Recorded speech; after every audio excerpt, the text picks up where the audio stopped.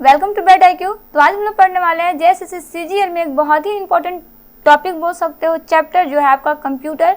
इसमें हम लोग पढ़ने वाले हैं कंप्यूटर का सामान्य परिचय। जी आपका कंप्यूटर का सामान्य परिचय का पार्ट 3 है। हम लोग अभी तक 2 पार्ट को अच्छे से स्टडी कर चुके हैं।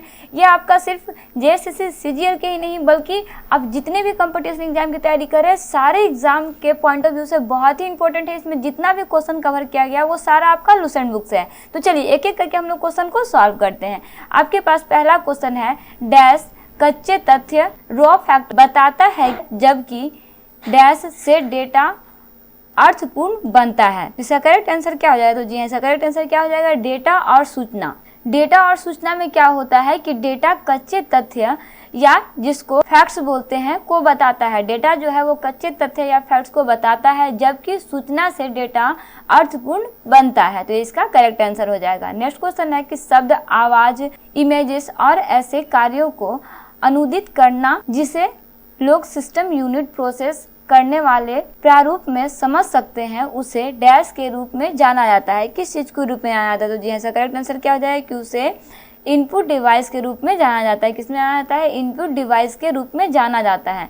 नेक्स्ट क्वेश्चन आपके पास कि कंप्यूटर प्रोसेसर में निम्न भाग सम्मिलित होता है। मतलब कौन सा भाग सम्मिलित होता है? सीपीयू व प्रमुख मेमोरी या फिर हार्ड डिस्क व फ्लैपी डिस्क या फिर प्रमुख मेमोरी और स्टोरेज या फिर कंट्रोल यूनिट व एएलयू क्या शामिल होता है? बताइए इसका करेक्ट आंसर। तो जी हाँ, इसका करेक्ट आंसर क्या हो जाएगा कि इसमें कंप्यूटर प्रोसेसर में आपका कंट्रोल यूनिट व एएलयू जो है वो सम्मिलित होता है। नेक्स्ट क्वेश्चन है कि माइक्रो प्रोसेसर जो कंप्यूटर का मस्तिष्क होता है उसे डैश भी कहा जाता है। क्या कहा जाता है? ऑप्शन में दिया हुआ है माइक्रोचिप, कैलकुलेटर, सॉफ्टवेयर या फिर माइक्रो प्रोसेसर। तो जी हाँ, इसका करेक्ट आंसर क्या हो जाएगा कि उसे माइक्रोचिप कहा जाता है।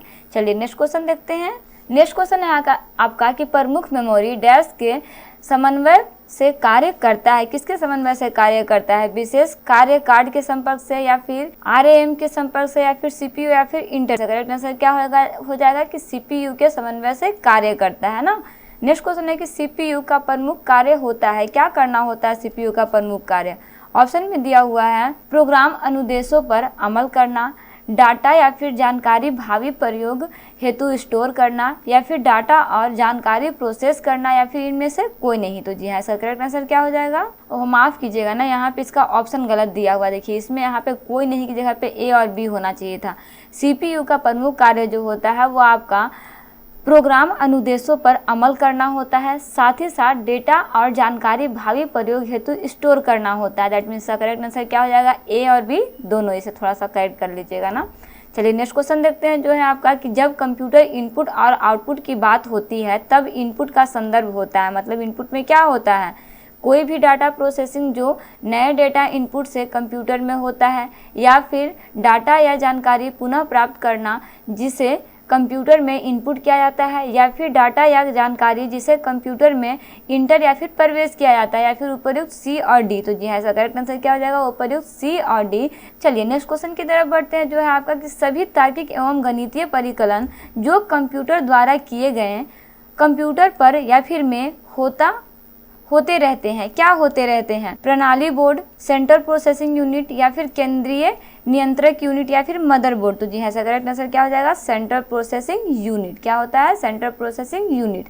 चलिए नेक्स्ट क्वेश्चन देखते हैं। नेक्स्ट क्वेश्चन है आपका कि अर्थमेटिक ऑपरेशन होता है। क्या होता है? डाटा आइटमों को आरोही व अवरोही क्रम में मानक पूर्व निर्धारित क्राइटेरिया के अनुसार सॉर्ट करते हैं या फिर एंड और तथा नोट जैसे ऑपरेटरों के साथ कंडीशनों का प्रयोग करते हैं या फिर इसमें जमा, घटाना, गुना और भागा होता है या फिर इनमें से कोई नहीं। तो जी ऐसा करेक्ट आंसर क्या हो जाएगा कि अर्थमेटिक ऑपरेशन में आपका जोड़ा जाता है, घटाया जाता है, गुना किया जाता है, भाग किया जाता है, बहुत सारी चीज़ों का आकलन किया जाता है ना। तो इसका करेक्ट आंसर क्या हो जाएगा? Option number C. Next question है कि इनपुट आउटपुट और प्रोसेसिंग डिवाइसों का समूह डैश का रूप निरूपण करता है। ऑप्शन में दिया हुआ है मोबाइल डिवाइस का, इंफॉर्मेशन प्रोसेसिंग साइकिल का, सर्किट बोर्ड का या फिर कंप्यूटर सिस्टम का। तो जी हाँ, इसका करेक्ट आंसर क्या हो जाएगा कि आपका निरूपित करता है कंप्यूटर सिस्टम का। वहीं नेक्स्ट क्वेश्चन है आपके पास कि कंप्यूटर निम्नलिखित में से कौन सा कार्य नहीं करता। इंप्यूटिंग का कार्य नहीं करता, प्रोसेसिंग का कार्य नहीं करता, अंडरस्टैंडिंग का कार्य नहीं करता या फिर कंट्रोलिंग का काम नहीं करता। तो जी हाँ, इसका करेक्ट आंसर क्या हो जाएगा, अंडरस्टैंडिंग का कार्य नहीं करता, क्योंकि कंप्यूटर को हम लोग जो बोलेंगे वो वही करेगा, उसका कोई अपना अंडरस्टैंडिंग लेवल नहीं होता, उसके अंदर कोई भी समझदारी नहीं होता है, जैसे हम लोग उसको चाहेंगे उस तरह से वो काम करेगा। कंप्यूटर में अधिकांश प्रोसेसिंग डैश में होते हैं, किस में होते हैं, मेमोरी में होते हैं, रैम में होते हैं, सीपीयू में होते हैं, फिर इनमें से कोई में नहीं। तो जी हाँ, करेक्ट आंसर क्या हो जाएगा इसका कि सीपीयू में होते हैं। कंप्यूटर के अधिकांश प्रोसेसिंग किस में होते हैं, सीपीयू में होते हैं।